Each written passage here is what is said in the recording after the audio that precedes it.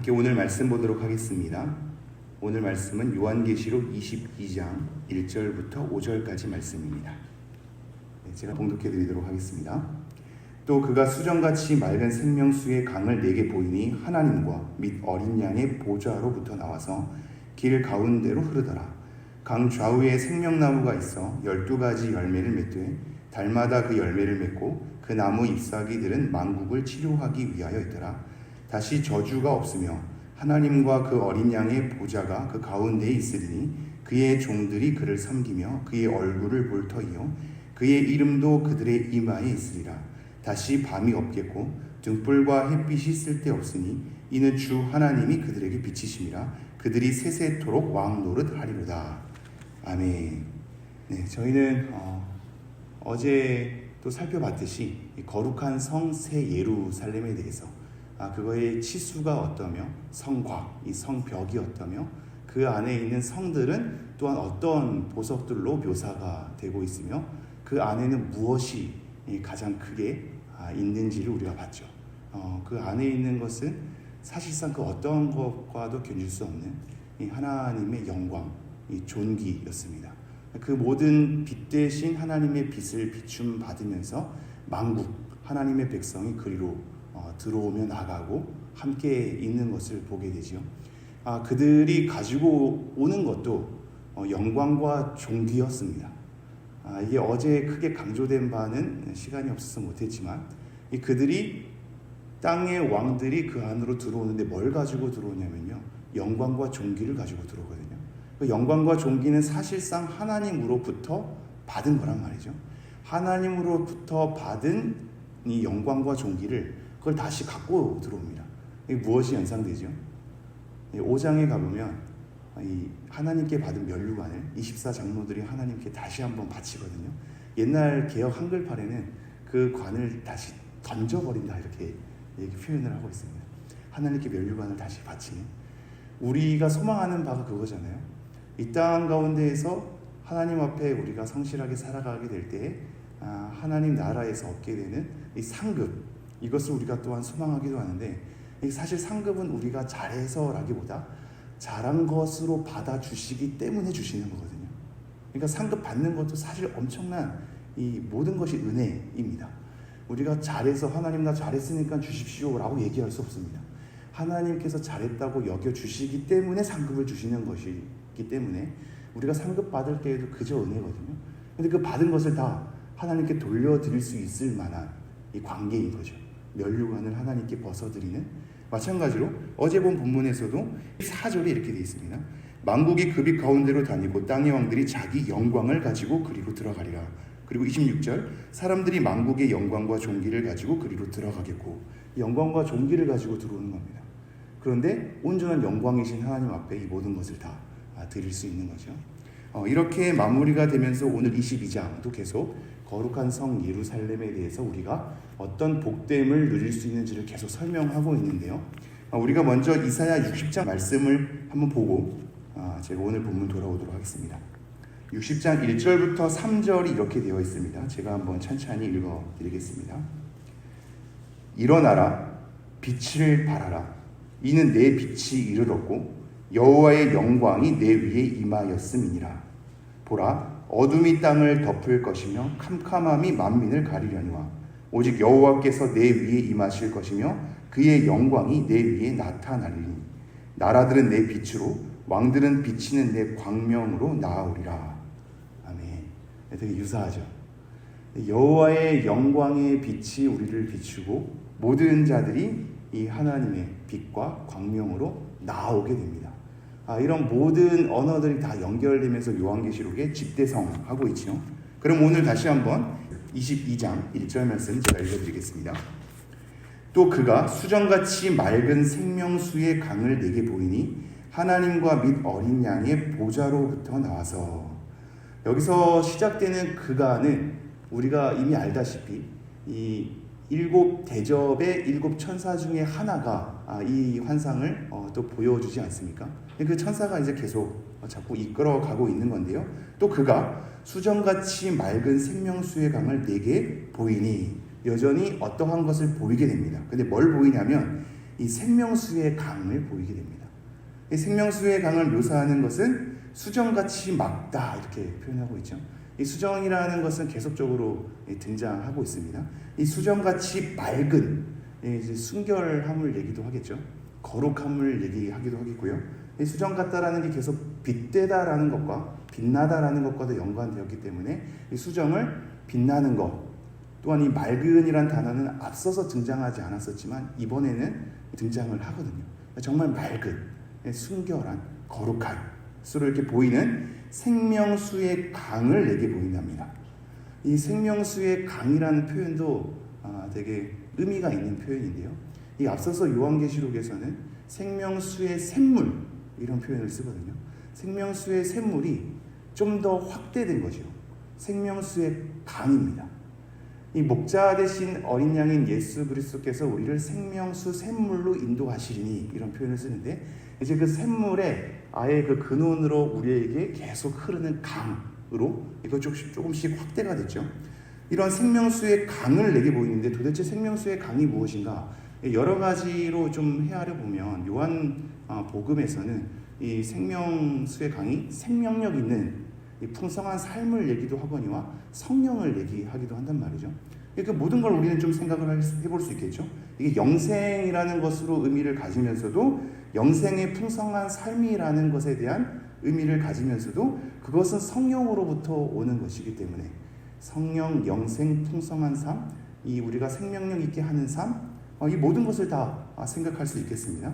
그러한 생명수의 강을 내게 보이니 하나님과 및 어린 양의 보좌로부터 나와서 기원과 출처가 늘 중요한데요. 그 생명수의 강을 어디서부터 나온다라고 얘기하고 있냐면 하나님과 어린 양의 보좌로부터 나온다 이렇게 얘기하고 있습니다. 우리에게 영생을 주는 것, 우리에게 풍성한 삶을 주는 것, 생명력 있는 삶을 주는 것, 또한 직접적으로 이것을 성령으로 본다 할지라도 하나님과 보좌로부터 나오죠. 여기 또 재밌는 것이 신학적으로 이제 삼위일체를 살펴볼 때 이 아버지로부터 나오는 것을 성령이라 하고요. 거기에 또 플러스로 성자로부터도 나오는 것을 이 성령이라고 표현을 한단 말이죠. 그런 신학적인 용어로 봤을 때도 생명수의 강을 만약에 성령으로 본다면 하나님과 보좌로부터 나오는 거죠. 모든 것이 다 이제 연결이 될 수 있는 이 기원과 출처가 하나님과 및 어린 양의 보좌로부터 나온답니다. 이 보좌로부터 나오는 것에 대한 표현도 사실 의미가 있습니다. 지금 이 거룩한 성 예루살렘에 대한 이미지를 이 성전에 대한 이미지로 가져오기 때문에 이 성곽 그리고 성 안에 여러 가지로 표현하고 있거든요. 이 성전의 이미지를 가져오고 우리가 요한계시록에서 계속 발견한 바 에덴 동산의 이미지로도 가져옵니다. 근데 에덴 동산에서도 강이 흐르는 거 여러분 아시잖아요, 그죠? 에덴 동산 꼭대기에서부터 강이 흘러서 4개의 강이 물줄기가 쭉 나오거든요. 근데 에스겔에 있는 성전의 환상을 보면 성전에서도 남쪽에서부터 물이 점점 차오른단 말이죠. 물이 점점 차오르서 흘리니 모든 것이 다 이 소성케 되는 것에 대한 표현을 볼 수 있습니다. 근데 여기서는 지금 더 근원적으로 하나님과 보좌로부터 나온다고 얘기하죠.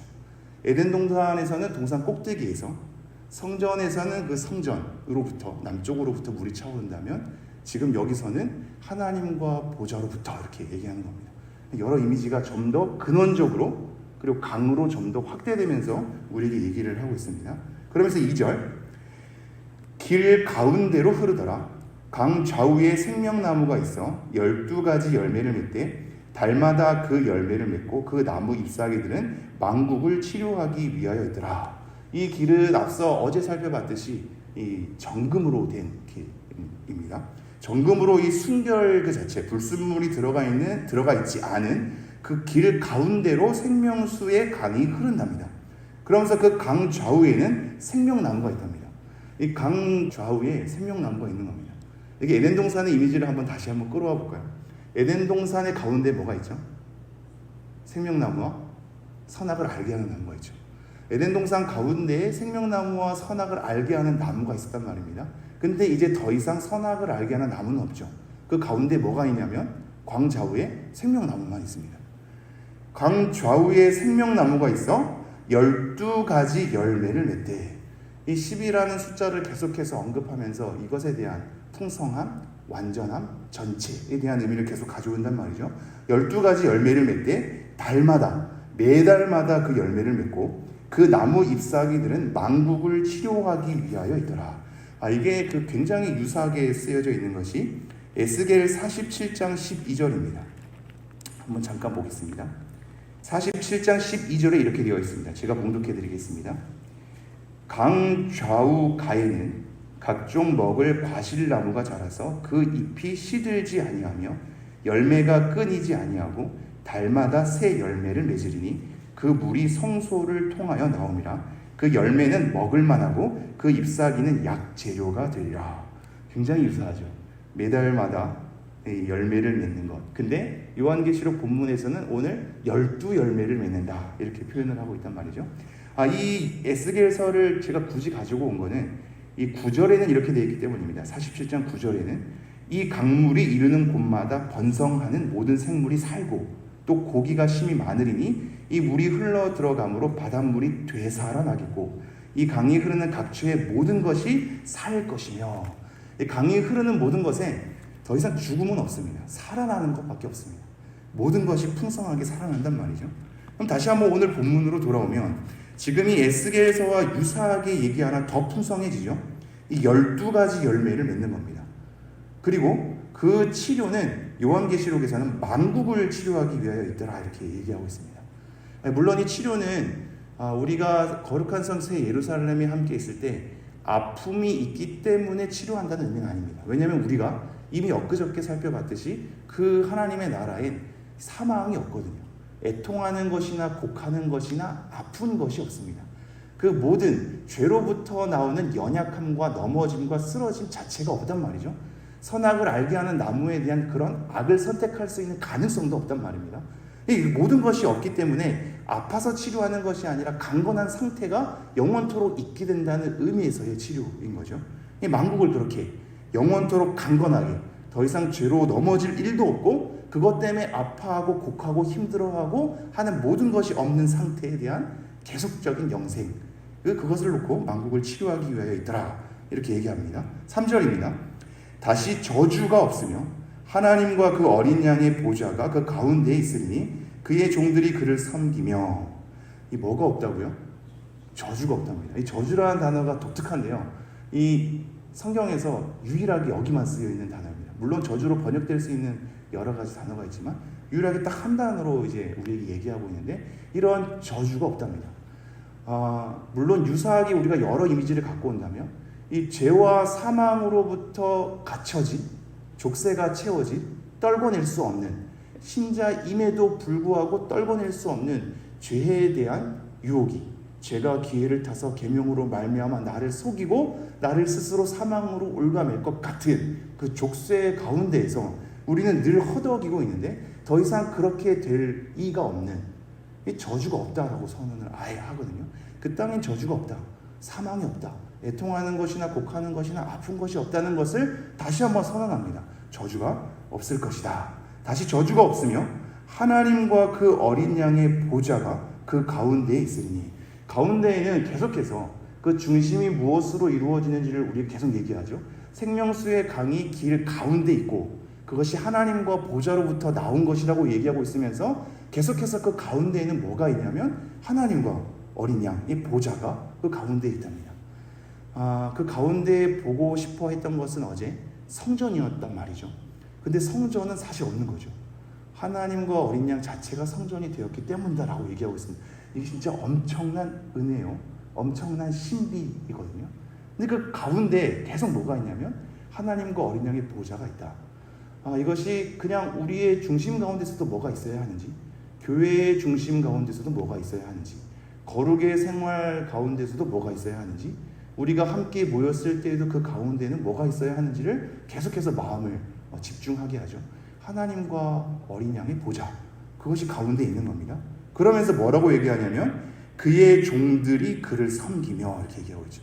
이 섬기다라는 단어는 예배하다라는 단어, 봉사하다라는 단어로도 번역이 될 수 있거든요. 그러니까 영원히 어린 양과 하나님의 보좌 그 가운데에서 그의 종들, 우리들이 그를 예배하고 봉사하는 겁니다. 여러분도 이미 다 아시죠? 천국에서는 영원토록 하나님을 예배할 거라고 하니까 이제 어떤 초등학생 아이가 그럼 천국 가기 싫다고 지겨운 예배를 계속 드려야 하냐고 그러기로 했다는데 지금의 같은 예배가 아니겠죠, 그죠? 정말 온전히 너무 사랑하고 거룩과 의와 영광으로 가득해서 찬양 한마디 한마디가 살아있는, 모두가 다 화음을 이룬 채, 우리가 예전에 한번 살펴보지 않았습니까? 모든 백성들이 모여서 하나의 목소리로 하나의 찬양을 하는, 화음이 맞춘 채 한 가지로 다 어우러지는 그 모든 순간일 거거든요. 예배하는 것 자체가 기쁨이요, 하나님께 다가간다는 것 자체가 행복일 것입니다. 그런 예배와 섬김과 봉사로 가득한 상태란 말이죠.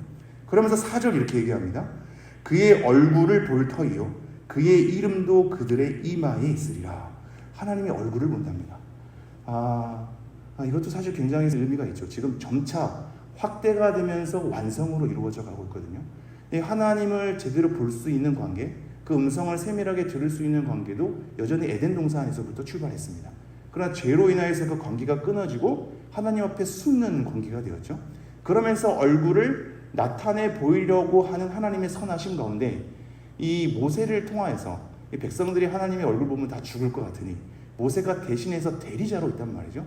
근데 그 모세 또한 하나님의 뒷모습이라고 여기는, 직접 볼 수가 없단 말이죠.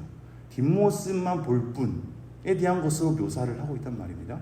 그리고 나서 우리가 하나님에 대해서 어떻게 볼 수 있냐면 신약으로 넘어와서 예수 그리스도가 하나님을 비추는 빛이시고 하나님을 드러내는 형상이시니 예수 그리스도를 통하여서 우리는 아버지를 알 수 있단 말이죠. 근데 이제는 좀 더 직접적으로입니다.